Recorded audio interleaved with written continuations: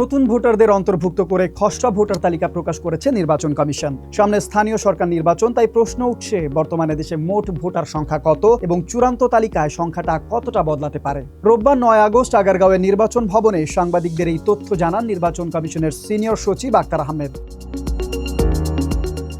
নির্বাচন কমিশন জানিয়েছে, গত 31 জুলাই পর্যন্ত যাদের বয়স 18 বছর পূর্ণ হয়েছে তাদের নতুন খসড়া ভোটার তালিকায় অন্তর্ভুক্ত করা হয়েছে। নতুন ভোটার যুক্ত হওয়ায় দেশে মোট ভোটারের সংখ্যা দাঁড়িয়েছে 12,86,555 জন। অর্থাৎ আগের চূড়ান্ত তালিকার তুলনায় ভোটার সংখ্যা বেড়েছে প্রায় 3,09,000-এর বেশি। তবে এই সংখ্যাই শেষ নয়, কারণ সামনে রয়েছে দাবি, আপত্তি এবং সংশোধনের সুযোগ।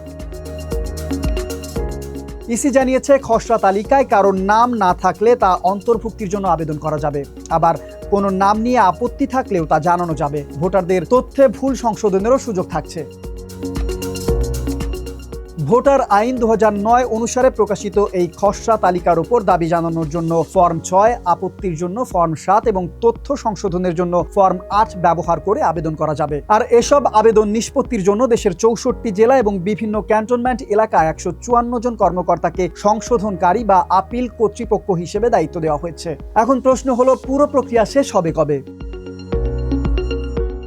ইসির সময়সূচি অনুযায়ী 24 আগস্ট পর্যন্ত দাবি, আপত্তি এবং সংশোধনের আবেদন করা যাবে। এরপর 27 আগস্টের মধ্যে আবেদনগুলো নিষ্পত্তি করবেন সংশ্লিষ্ট কর্মকর্তারা। সিদ্ধান্তগুলো 28 আগস্টের মধ্যে ভোটার তালিকায় যুক্ত করা হবে।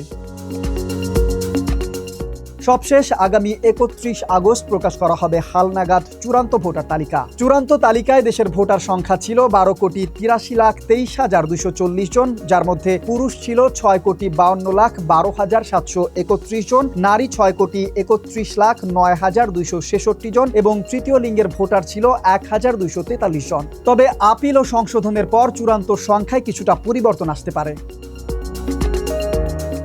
আর এই পুরো প্রক্রিয়ার পেছনে রয়েছে আসন্ন স্থানীয় সংসদ নির্বাচন। ইসির পরিকল্পনা অনুযায়ী আগামী অক্টোবর থেকে স্থানীয় সরকার নির্বাচন শুরু হতে পারে। প্রথম দিকে ইউনিয়ন এবং পৌরসভা নির্বাচন আয়োজনের পরিকল্পনা করছে সরকার। অর্থাৎ ভোটের মাঠে নামার আগে ভোটার তালিকায় এখন সবচেয়ে গুরুত্বপূর্ণ প্রস্তুতির অংশ। 31 আগস্ট চূড়ান্ত তালিকা প্রকাশের পরই আরও স্পষ্ট হবে আসন্ন স্থানীয় সংসদ নির্বাচনে ভোট দেওয়ার অধিকার পাচ্ছে দেশের ঠিক কতজন মানুষ।